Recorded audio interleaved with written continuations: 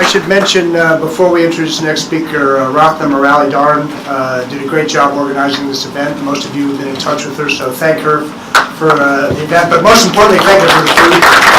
And Constance Douris has a lead, and most of you probably know her as well. She's got the lead on our cyber and grid work. So thank you very much for all that, Constance. Is Casey here? Where's Casey? Casey is a Kahsen? Kahsen is an information technology specialist at the Department of Homeland Security. Casey currently leads teams on hunt and incident response engagements, protecting a range of government and private critical infrastructure sites. Casey has taught digital forensics at several universities, and he has degrees from Defiance College in Ohio and Champlain College in Vermont.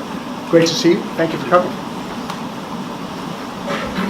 Okay, thank you for having this. Like others have said, I'm also very excited for the wide range of speakers that we have today. As the introduction stated, I'm an engagement lead for the Hunt and Incident Response Team at the Department of Homeland Security. So we are charged with protecting not only the .gov, the civilian federal networks, but also private entities, critical infrastructure, and even some education, higher education, and K-12 entities as well. So just a show of hands, how many are familiar with the recent threat alert that DHS put out in conjunction with the FBI on advanced actors targeting the energy grid? A wide number of you, okay?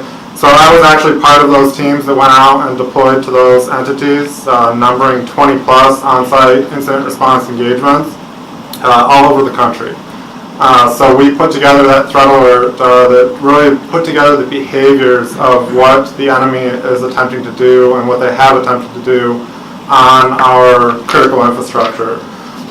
So as an operator, out there defending the networks, I'm going to just kind of walk you guys through what we saw, really emphasizing that we have dedicated, determined actors that are constantly working to get into our networks.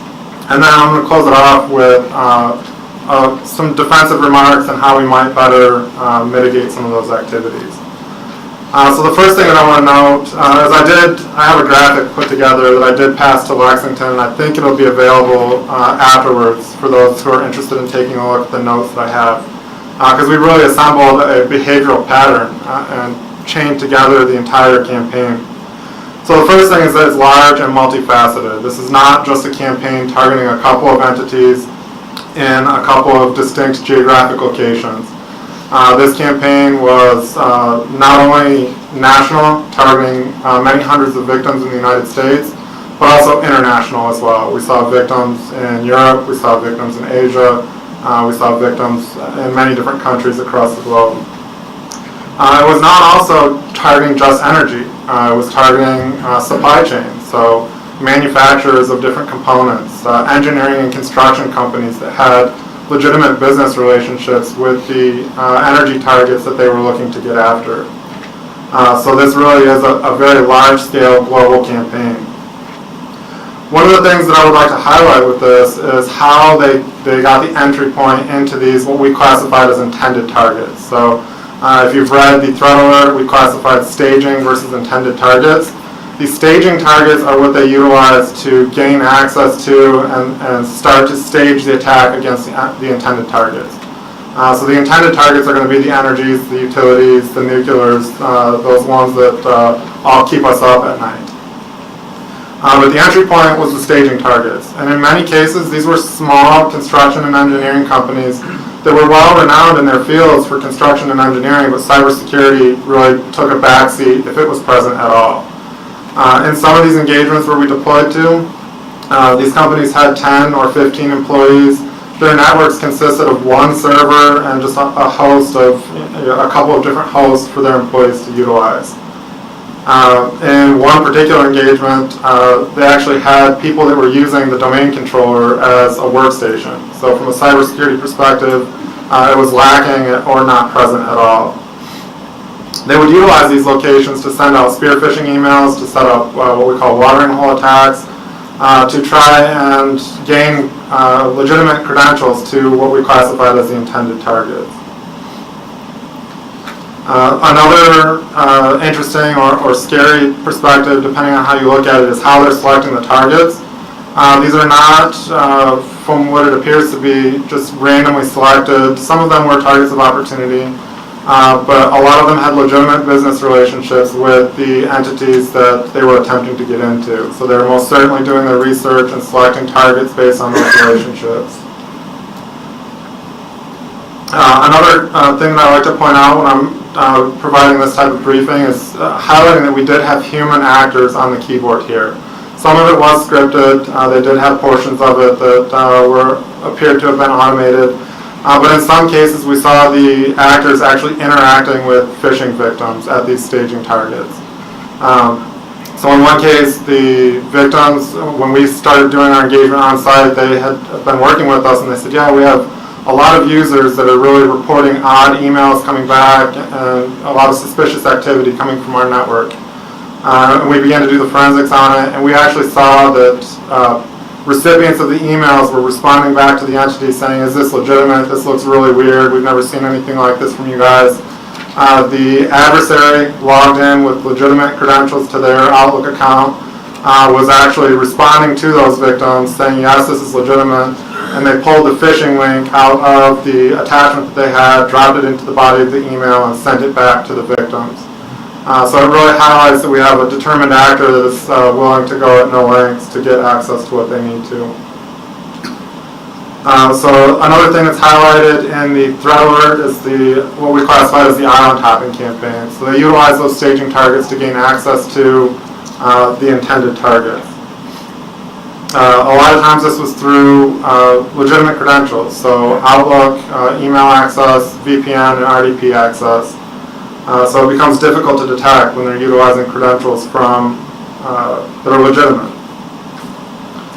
Another thing that I want to highlight too with this campaign is that the adversary appeared to be attempting to solve the engineering problem. So once they gained access to these intended targets, these electrical companies, the utilities, the nuclears, they were going after documentation on what ICS products they had. They were going after documentation on how corporate file shares worked, on how they did normal business. So just as the presenter before me mentioned with the Ukraine attacks, that was one portion of that campaign, is that they had to spend time in the environment to learn what the process was all about.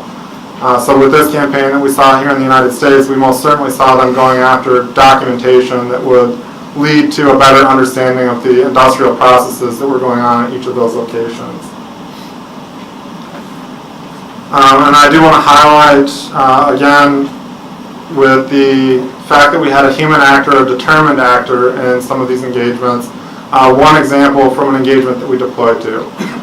So they were, and a lot of this was single factor authentication, so I'll discuss that in the mitigations and kind of the recommendations portion of this. But they were using remote desktop to what we call the remote desktop server at this particular location. They were able to find documentation on how to mount the corporate file share. And so they were able to do that, and they found in the corporate file share a collection of documents and files that allowed what we call VNC connections. So another protocol that allows connecting to other assets in the environment. In that collection of how-tos, to put it, they discovered a profile for an endpoint security server, so a host-based tool that entity was using for security. During the time that the adversary was present on the network, the staff there at the victim organization had opened up that server to their ICS side to push some patches and some updates down through that mechanism.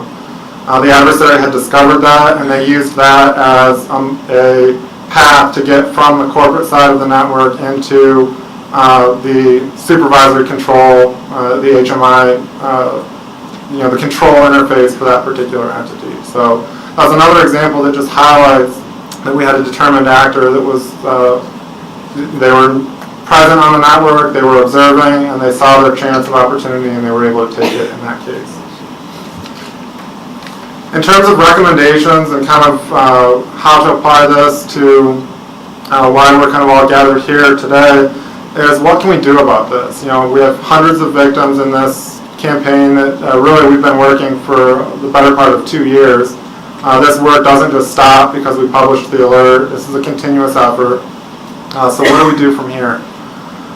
Searching indicators that we've provided in the threat alert is one method that we might be able to, that we would recommend doing. But we need to be behavior focused as well.